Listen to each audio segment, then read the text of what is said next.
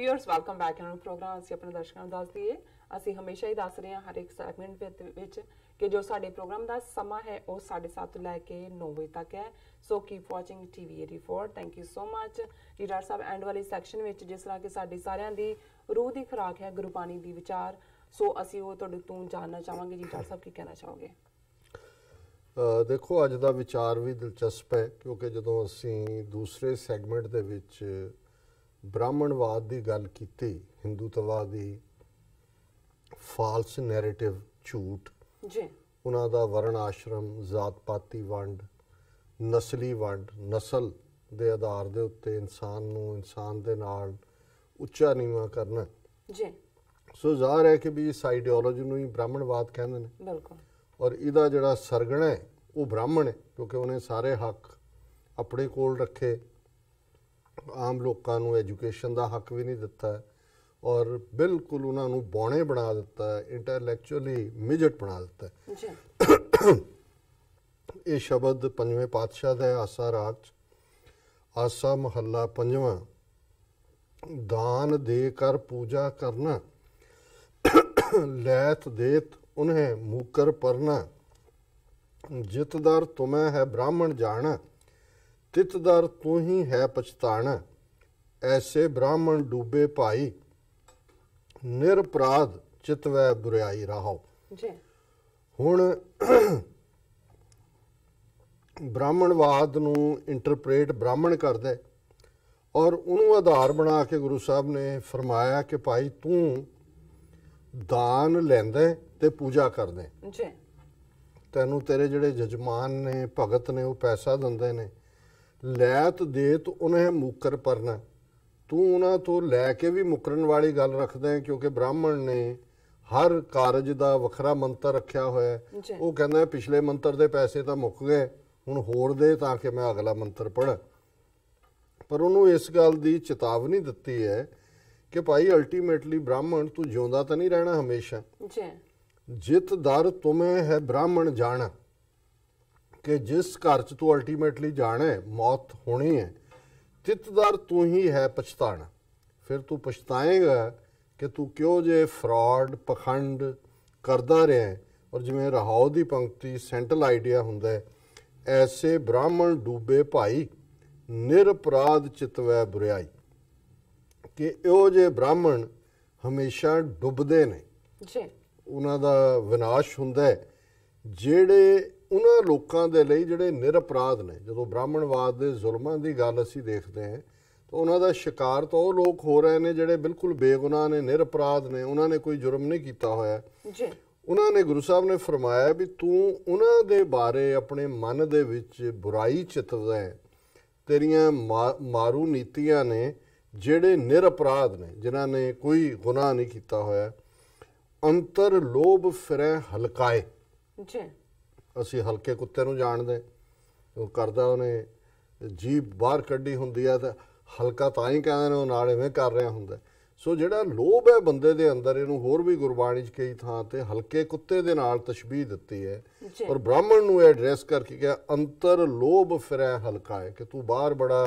चिट्टी धोती बन के उत्ते टिक्का ला के और गल च जनेऊ पा के और राम राम करके बड़ा भगत बनया होया और ये एक थां नहीं जदों असी आसा दी वार रोज़ करते हैं गुरु नानक साहब का फरमान है मत्थे टिक्का तेड़ धोती कखाई हथ छुरी जगत कसाई कि इहदे मत्थे ते टिक्का लगा होया इहदे तेड़ कखाई अंदाज दे विच धोती बनी हुई है पर इहदे हथ दे विच छुरी है तो यह बुचर ऑफ द वर्ल्ड है जगत कसाई जिहड़ा है ये गल दसदी है कि गुरु नानक साहब ने भी जिहड़ा सारे मनुखी समाज का एनमी आइडियोलॉजी जिसनों जिहदा रिप्रैजेंटेटिव ब्राह्मण सी उन्होंने आइडेंटिफाई किया कि मत्था टिक्का तेड़ धोती कखाई हथ छुरी जगत कसाई और इत्थे गुरु साहब फरमांदे ने पंजवें पातशाह अंतर लोभ फिरै हलकाए ब्राह्मण तू भरिया होया है लोभ दे नाल हल्के कुत्ते की तरह फिरदा है निंदा करे सिर भार उठाए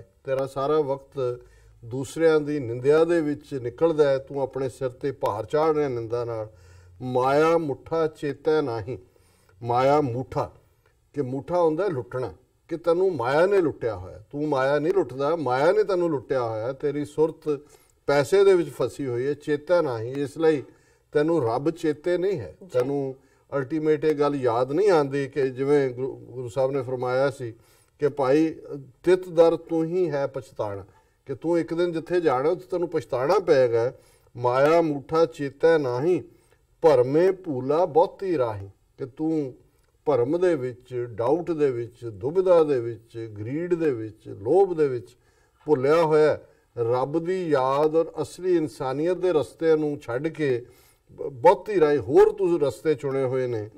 ਬਾਹਰ ਭੇਖ ਕਰੈ ਕਨੇਰੇ, ਬਾਹਰ ਤੂੰ ਤਰ੍ਹਾਂ ਤਰ੍ਹਾਂ ਦੇ ਭੇਸ ਬਣਾਉਂਦਾ, ਤਰ੍ਹਾਂ ਤਰ੍ਹਾਂ ਦਾ ਤੂੰ ਡਰਾਮੇ ਕਰਦਾ।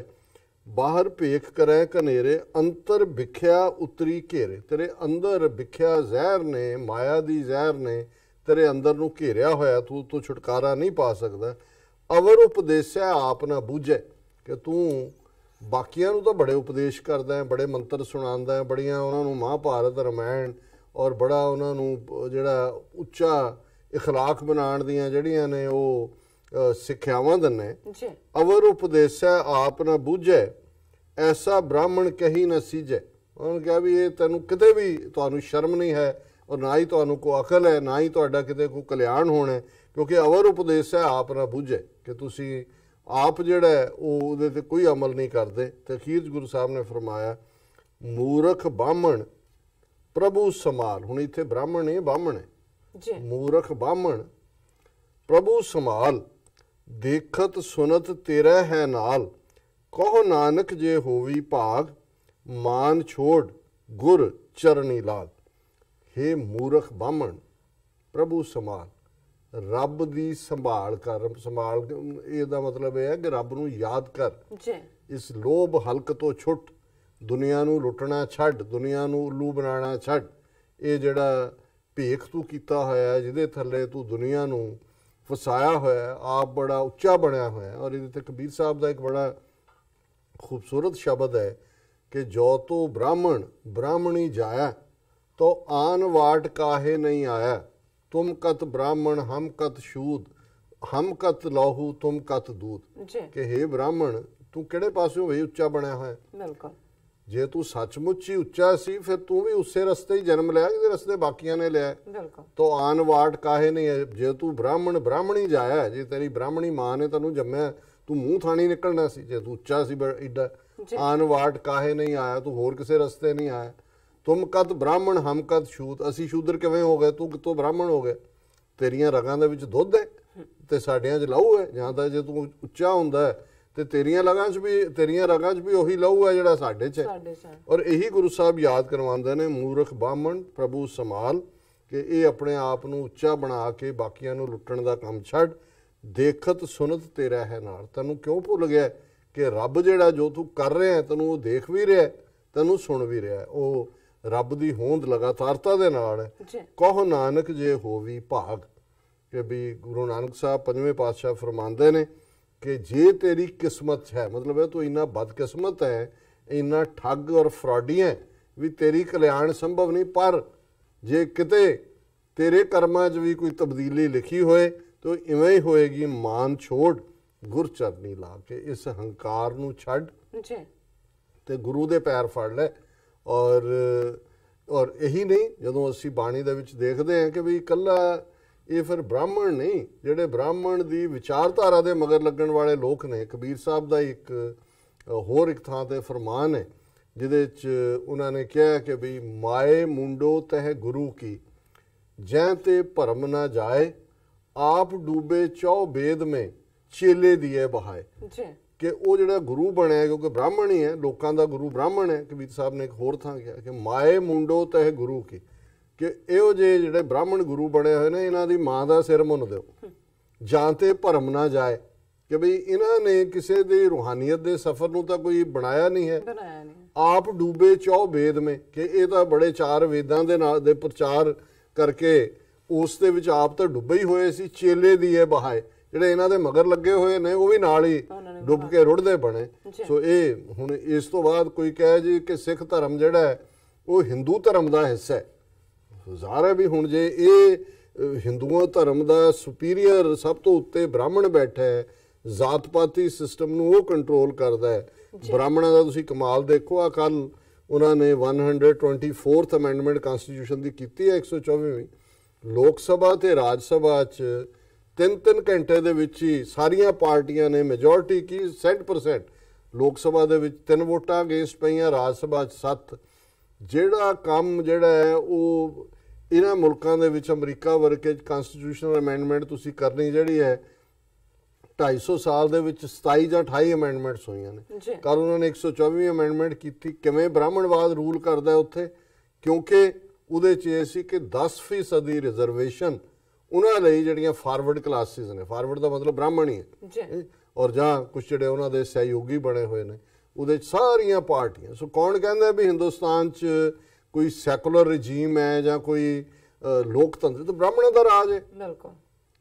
ਕਿ ਹੁਣ ਜਦੋਂ ਕੋਈ ਘੱਟ ਗਿਣਤੀਆਂ ਜਾਂ ਅਕਲੀਤਾਂ ਕੋਈ ਕੰਸੈਸ਼ਨ ਮੰਗਦੀਆਂ ਨੇ, ਉਹ ਕਹਿਣਗੇ ਨਹੀਂ ਜੀ ਇਹ ਸੰਵਿधान के दायरे में रहकर बातचीत हो सकती है। आ दायरा देख लो, 124 ਵਾਰ ਜਿਹੜਾ ਕਨਸਟੀਟਿਊਸ਼ਨ ਅਮੈਂਡ ਹੋ ਸਕਦਾ ਹੈ, ਔਰ ਇਹ ਉਹਨਾਂ ਫਾਰਵਰਡ ਜਾਤਾਂ ਦੇ ਨਾਂ ਦੇ ਥੱਲੇ ਮੋਦੀ ਹਾਲਾਂ ਪਹਿਲਾਂ ਕ੍ਰਿਟਿਸਿਜ਼ਮ ਕਰ ਰਹੇ ਸੀ, ਜਦੋਂ ਪਰਸੋਂ ਉਹਨੇ ਲੋਕ ਸਭਾ 'ਚ ਪੇਸ਼ ਕੀਤਾ ਕਿ ਜੀ ਇਹ ਮੋਦੀ ਦਾ ਇਲੈਕਸ਼ਨ ਹੈ ਔਰ ਇਹ ਛੱਕਾ ਮਾਰਿਆ ਔਰ ਇਲੈਕਸ਼ਨ ਸਟੰਟ ਹੈ, ਪਹਿਲੇ ਕਿਉਂ ਨਹੀਂ 4.5 ਸਾਲ ਲਿਆਂਦਾ?